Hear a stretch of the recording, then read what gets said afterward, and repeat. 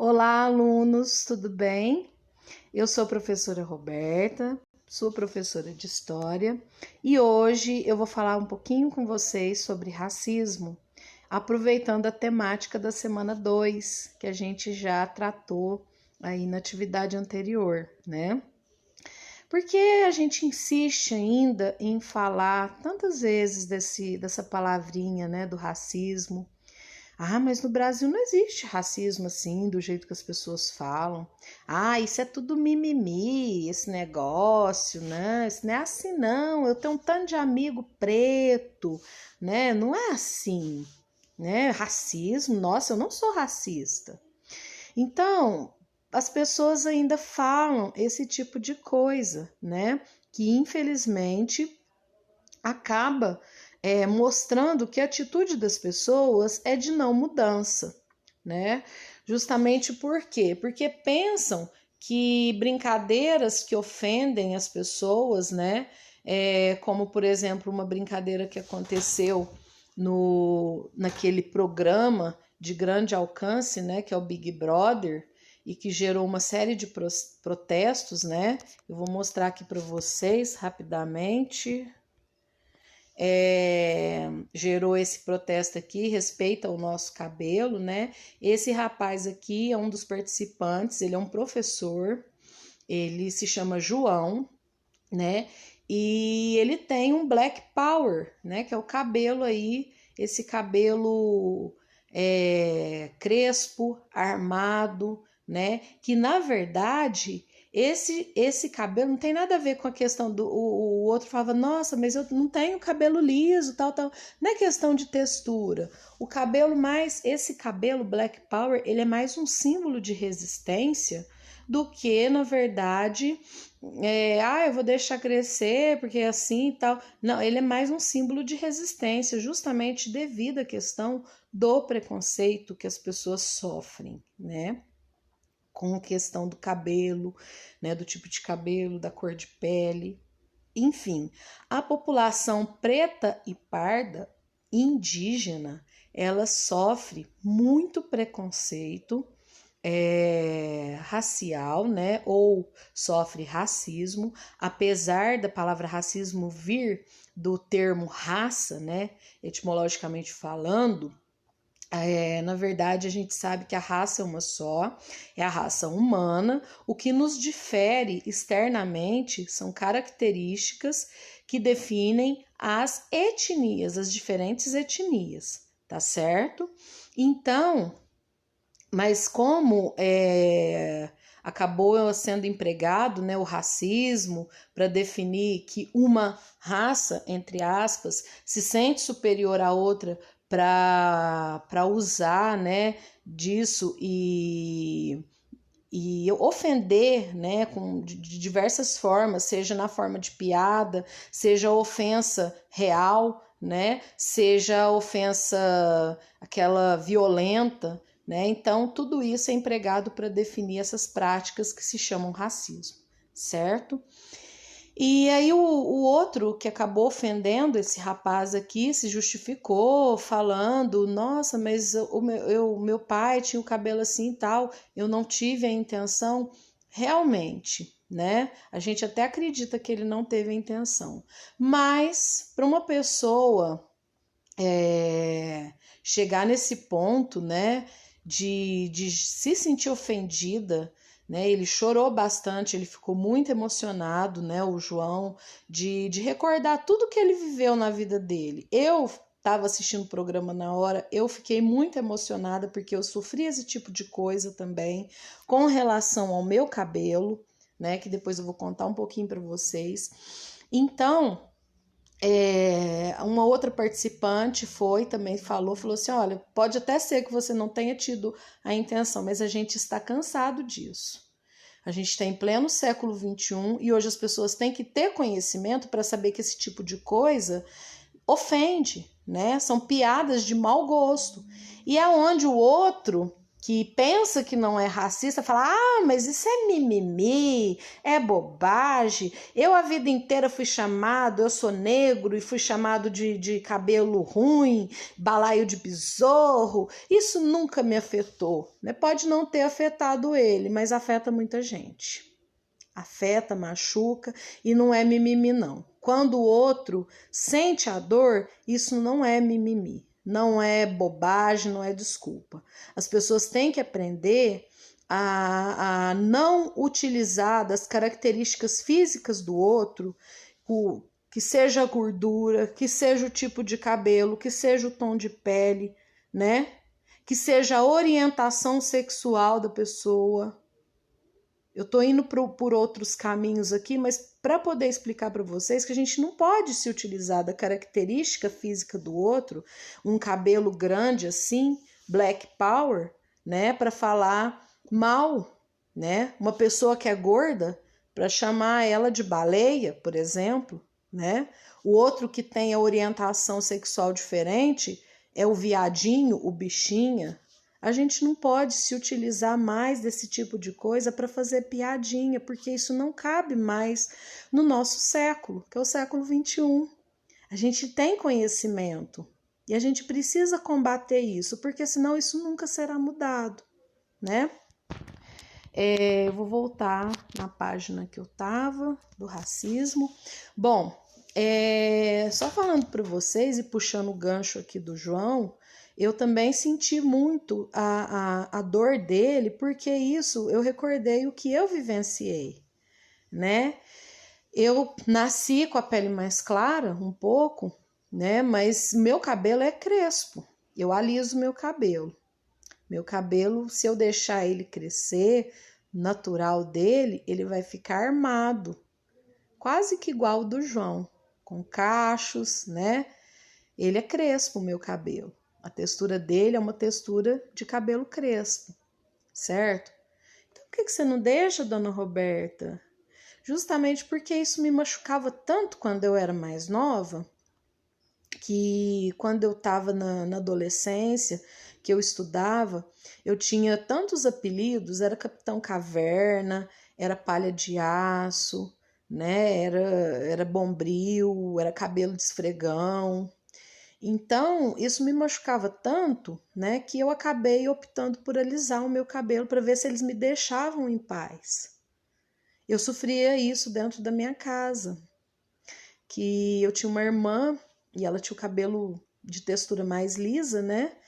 E aí ela me chamava de cabelo de nego, né? Que demonstra um racismo muito grande nisso. E aí acabava que a minha mãe, coitada, minha mãe também, minha mãe que é preta, né?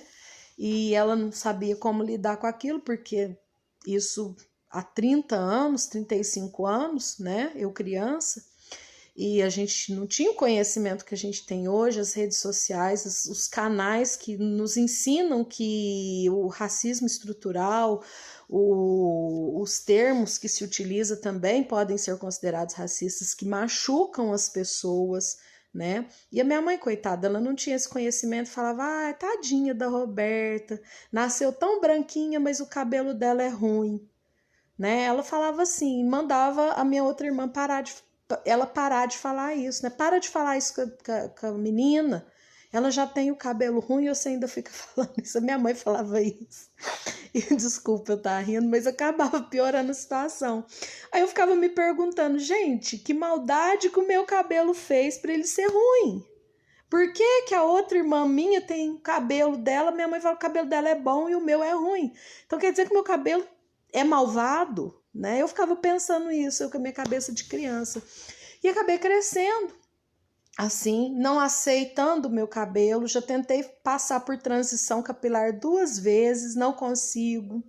Infelizmente, a hora que o cabelo, os cachos tá vindo, aí parece que, nossa, tudo vem na minha cabeça. Quando eu tinha conseguido pela primeira vez a transição capilar, né? Aí veio uma pessoa e falou: Nossa, mas você tinha um cabelo liso, mas seu cabelo de verdade é ruim, então? Sabe, aquilo me machucou tanto. Isso tem uns 5 anos que aconteceu. Aí eu alisei meu cabelo de novo, né? Deixei meu cabelo tem uns 4 anos, aliás, que aconteceu isso. E eu fui e alisei meu cabelo de novo. E assim eu faço. Agora eu estava tentando fazer a transição na quarentena. O ano passado, esse ano, não consegui. Alisei ele novamente, né? Porque para mim me machuca muito pensar, né, que as pessoas vão falar isso de novo comigo, apesar de eu estar no alto dos meus 41 anos, mas isso ainda me machuca, eu acho muito triste. E todas as oportunidades que eu tenho de falar para as meninas que têm cabelo cacheado, cabelo crespo, né, as meninas que são pretas, pardas, assim como eu, e que têm o cabelo do cacheado e do crespo, que eu vejo que elas aceitam o seu cabelo, eu fico muito feliz e falo, seu cabelo é lindo. Fique com o seu cabelo mesmo. Por quê? Porque esse racismo que a gente sofre, né? Que eu sofri tanto e que a gente sofre das instituições, das pessoas, é muito triste, né? Então a gente deve combater isso, né? A gente deve, as pessoas que se sentirem ofendidas devem denunciar esse tipo de coisa, porque a gente está no século XXI e isso não cabe mais na nossa sociedade. As pessoas não devem se calar, as pessoas devem denunciar e buscar o conhecimento, assistir vídeos sobre isso, fazer leituras, porque somente a educação liberta da ignorância. E esse tipo de coisa acontece por quê? Porque a ignorância acaba predominando, né? O racismo institucional que está aqui, né? Ele é um preconceito mais violento, né? Ele pode se manifestar de forma mais violenta, como por exemplo nas abordagens que os policiais fazem a pessoas pretas e pardas, né? Principalmente as pessoas mais retintas, de pele mais preta, né? E uma vez, eu acho que isso foi o ano passado, eu estava assistindo naquela onda de protestos lá, né? Que o guarda matou, um policial branco matou um rapaz negro nos Estados Unidos, né? Matou sufocado por conta de abordagem violenta.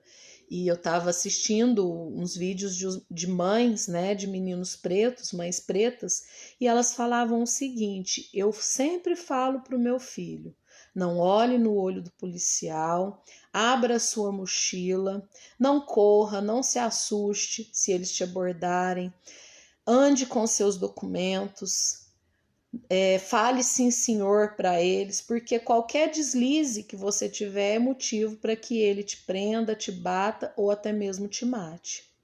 E essa é a realidade de muitas mães pretas, infelizmente, né? Elas têm medo do que possa acontecer com seus filhos que estão fora, né? Isso eu falo principalmente em cidades maiores, né? Onde ocorrem essas abordagens policiais. Os rapazes, os jovens negros saem para trabalhar ou para estudar e acabam sendo abordados de forma mais violenta do que o que seria com um jovem branco, por exemplo. Isso acontece e está dentro do que a gente classifica como racismo institucional, tá certo? O racismo estrutural, ele é mais brando, né? Foi por muito tempo imperceptível, por isso que ele tende a ser mais perigoso, porque é de difícil percepção. É o que eu falei para vocês, é o cara que faz a piadinha com o cabelo do outro, é o cara que fala, isso é serviço de preto, né? E é o cara que põe o apelido no amigo que é preto, ô macaco, né? E acha que aquilo lá não é ofensivo, certo? Então, situações, práticas, hábitos, falas que estão no nosso costume e que promove direto ou indiretamente a segregação ou preconceito racial, certo? Então, tem duas situações aqui. A primeira é o acesso de negros e indígenas aos locais que foram por muito tempo espaços exclusivos da elite, que são as universidades, certo? Quando você pega lá numa universidade, um curso de elite, como medicina, quantos jovens negros se formam em medicina? Quando você pega lá a fotografia de formatura, eu particularmente já vi algumas, né? Você pega lá, 99% é branco. né? Você tem 1, 2 negros ali, quando muito 2, né? O curso de direito também quase que a mesma coisa. Vou falar uma situação vivenciada por mim. Eu formei em 2005 no curso de História na Universidade Paulista, né, Unesp, que é uma universidade pública. E a minha turma, com cerca de 80 formandos, acho que tinha uns 5 negros. E deveria ter alguns pardos, né, uns 9, 10 pardos, quando muito, contando comigo, né? Maioria esmagadora, branca. E é um curso que não é um curso tão, como que eu falo, tão concorrido. Mas o acesso do negro e do pardo é mais restrito, do indígena. Aí foram criadas as leis de cotas, né? Para poder corrigir esse tipo de situação. Aí entra a fala racista dentro desse racismo estrutural. Mas para que fazer cota? Isso aí é racismo com os negros, com os índios, né? Ainda fala índios. Porque eles têm inteligência, eles têm capacidade para poder entrar. Concordo, todo mundo tem inteligência, mas tem oportunidade? Aquele jovem negro lá da favela, porque a gente sabe que as favelas estão ocupadas, a maioria que mora na favela se autodeclara preto ou pardo. Então, a favela, a maioria é preta ou parda. As pessoas em situação de pobreza, né, e que não têm oportunidades, se autodeclaram pretos ou pardos. Então, a gente sabe que as pessoas, na maioria, que são pobres, que moram em favelas, são negros ou pardos, certo? Aquele jovem lá, preto ou pardo, que trabalha o dia inteiro como mototaxista, que tem que fazer entrega, tudo, ele vai ter a mesma oportunidade do cara lá, do branco, rico, que está estudando em colégio particular, fica o dia inteiro por conta. Ele vai ter a mesma oportunidade para entrar numa faculdade de medicina? Vai? Não. Por isso que existem as leis de cotas, para poder criar essa oportunidade, facilitar o acesso dessas pessoas. É o ideal? A gente sabe que não. Que o ideal seriam políticas públicas voltadas para a educação de base, né? Então, pegar a educação lá no princípio, gerando oportunidades iguais para um vestibular. Mas isso não existe. Essas políticas não existem, certo?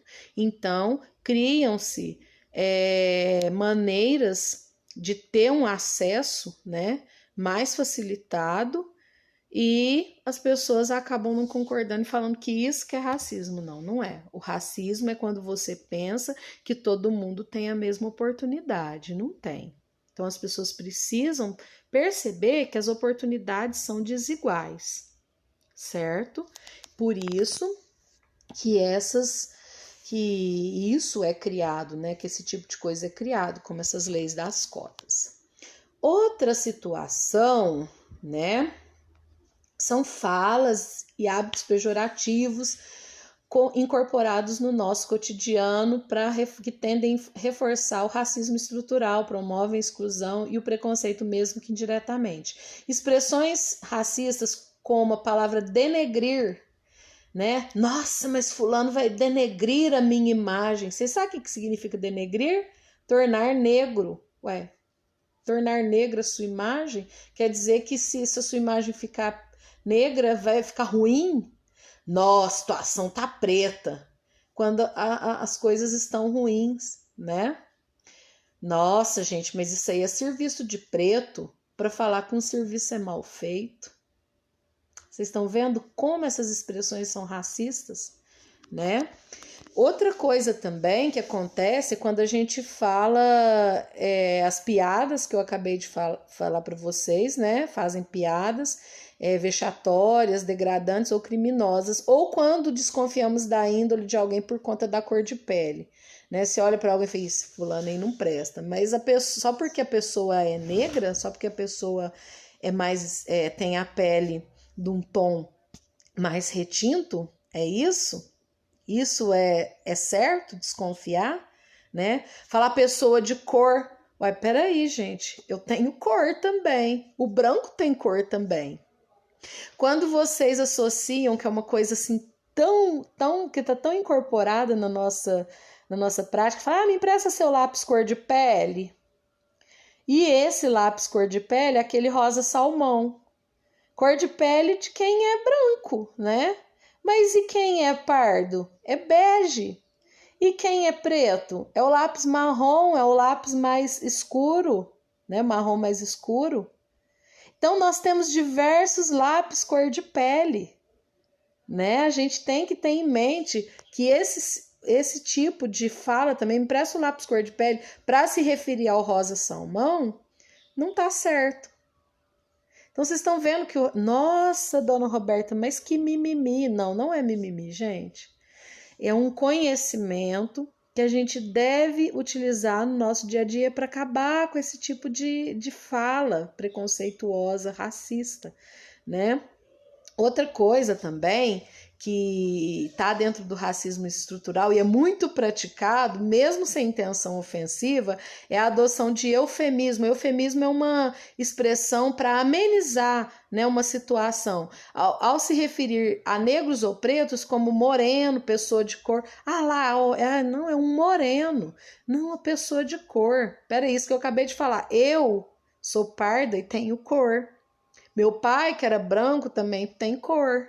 Minha mãe é preta e tem cor. Então, todo mundo é pessoa de cor, né? Falar, fulano moreno. Não, peraí, não, fulano é negro, né? Então, às vezes esse tipo de eufemismo que a gente acha que tá amenizando a situação, né? Com medo de ser taxado de racista, usar, fulano é moreno. Não, não é moreno, ele é preto, ele é negro, né? Mas falar que a pessoa é preta é racismo. Não, não é racismo. Quando o IBGE vai na sua casa e pergunta a sua cor de pele, você se autodeclarar preto, não é racismo. Por quê? Quais são as cores que o IBGE classifica? É branco, preto, pardo, amarelo e indígena, né? Então, tem essa classificação dentro do IBGE. Então, se a pessoa se autoclassifica preta ou parda, é racismo. Então, se você se referir a ele como negro, né, aí você vai falar, moreno, tal, com medo de... Não, mas não é, gente. É uma situação que evidencia, né, o desconforto das pessoas em geral utilizar a palavra negro ou preto pelo estigma social que a população negra recebeu ao longo dos anos. Porém, ser negro ou preto não é motivo de vergonha, deve ser encarado como motivo de orgulho e o que derruba a necessidade de suavizar essas denominações étnicas com eufemismo, tá certo? Então hoje esse vídeo que eu fiz para vocês, né? Espero que tenham assistido, né? Espero que reflitam sobre isso, sobre essas práticas, certo? Espero que quem sofre isso na pele, que possa se sentir acolhido e que também possa denunciar quando for o caso, né, de se sentir ofendido com isso, ou quando for um caso muito extremo, ou chamar a pessoa na conversa, olha, não é bem assim, né? A gente está no século XXI, isso aí que você está fazendo é racismo, vamos conversar sobre isso, né? Então, para isso, a gente deve estudar, certo? Vocês que são aí, né, que são jovens, tem um futuro grande pela frente. Então, cabe a vocês darem esses passos, sendo brancos, sendo pretos, sendo pardos, porque pela Constituição nós temos os mesmos direitos, a igualdade, né? Nós temos essa diversidade tão grande, né, de cor de pele, de tipo de cabelo, de traço fisionômico. Mas em direitos nós temos igualdade perante a Constituição. Então, que tal levar esses direitos, né, e deveres nossos também, de respeitar essa diversidade e levar isso, levar essa bandeira, seja você branco, seja você preto, seja você pardo, conhecer, conversar, né? Porque as pessoas mais velhas, elas acabam sendo imbuídas desse tipo de preconceito e nem sabem que estão praticando isso, né? Então, a gente, como pessoas que tá tendo acesso ao conhecimento, a gente poder entrar e auxiliar essas pessoas, ok? Um beijo grande para todo mundo, né?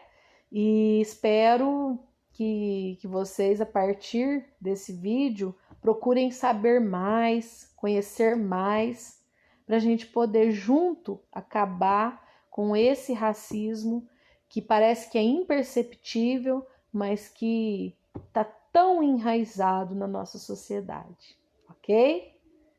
Até a próxima aula e um grande abraço para todo mundo.